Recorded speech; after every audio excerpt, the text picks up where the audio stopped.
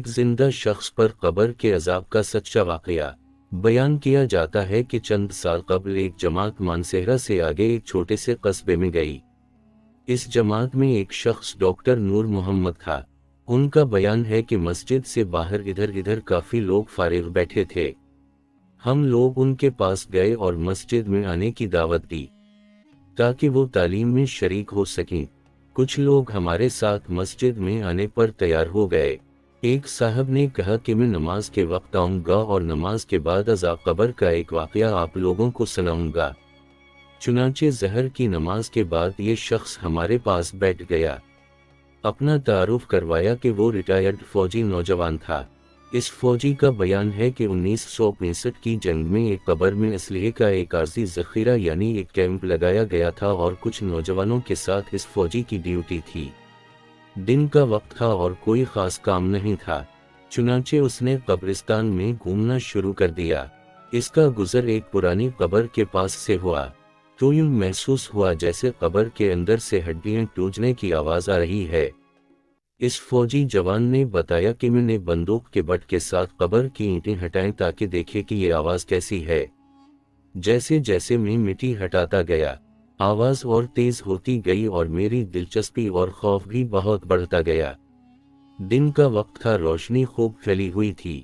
کیا دیکھتا ہوں کہ قبر کے اندر انسانی ہڈیوں کا ڈھانچہ پڑا ہوا ہے اور اس پر چوہے کی شکل کا ایک جانور بیٹھا ہوا ہے، اور جب وہ منہ اس ڈھانچے کے اوپر مارتا ہے تو سارا ڈھانچہ اکڑ جاتا ہے اور ہڈیوں کے ٹوٹنے اور چٹکنے کی آواز آتی ہے۔ میرے سامنے اس جانور نے 3 مرتبہ اپنا منہ ہڈی پر مارا۔ مجھے بہت ترس آیا کہ یہ جانور اس کو بہت تکلیف پہنچا رہا ہے۔ چنانچہ رائفل سے جب میں نے اس جانور کو مارنے کا ارادہ کیا تو وہ مٹی میں چھپ گیا۔ تھوڑی دیر کے بعد وہ جانور قبر سے نکل کر میری طرف لپکا اور میرے اوپر ایسی دہشت سے سوار ہوا کہ میں اسے مارنا بھول کر اپنی جان بچانے کی خاطر بھاگ کھڑا ہوا۔ کافی دور جانے کے بعد میں نے مڑ کر دیکھا وہ جانور میرے پیچھے تیزی سے بھاگا آ رہا تھا۔ قریب ہی پانی کا ایک گڑھا تھا۔ اس جانور سے بچنے کے لیے میں اس جوہڑ یعنی گڑھے میں داخل ہو گیا۔ میں نے پیچھے مڑ کر دیکھا کہ جانور جوہڑ کے کنارے پر آ کر رک گیا ہے اور کچھ دیر کے بعد اس نے اپنا منہ پانی میں ڈال دیا۔ یکدم پانی کھولنے لگا۔ میں بھاگ کر جوہڑ سے نکلا۔ میری ٹانگیں جل رہی تھیں، بہت جلد سرخ ہو چکی اور آبلے پڑ چکے تھے۔ درد کی شدت سے میرا چلنا محال ہو گیا تھا۔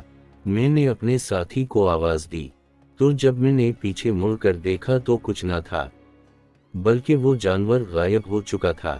چنانچہ مجھے ایبٹ آباد کے ہسپتال میں داخل کروا دیا گیا اور پھر وہاں سے راولپنڈی کے بڑے فوجی ہسپتال میں منتقل کر دیا گیا۔ میری ٹانگوں کا گوشت گلنا شروع ہو گیا تھا۔ ہر وقت بدبو دار پیپ اور خون رستا رہتا تھا۔ کسی علاج سے افاقہ نہیں ہوا، مگر مرض بڑھتا گیا۔ جیسے جیسے دوائی لگتی رہی ویسے ویسے جسم سے گوشت علیحدہ ہوتا گیا۔ اس وقت دونوں ٹانگوں کی صرف ہڈیاں بچ گئی ہیں۔ گوشت آہستہ آہستہ گل کر علیحدہ ہو چکا ہے اور ہر وقت مردے کی سی بدبو آتی رہتی ہے۔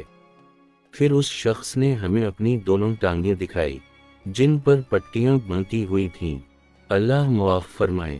اللہ تعالی ہمیں قبر اور جہنم کے عذاب سے محفوظ رکھے، آمین۔ سبق: اس واقعہ سے ہمیں یہ سبق ملتا ہے، بے شک بعض دفعہ اللہ تعالیٰ لوگوں کی عبرت کے لیے دنیا میں ہی اپنے عذاب کا مشاہدہ کرا دیتا ہے، جیسا کہ اس واقعے میں بھی آپ نے ملاحظہ فرمایا۔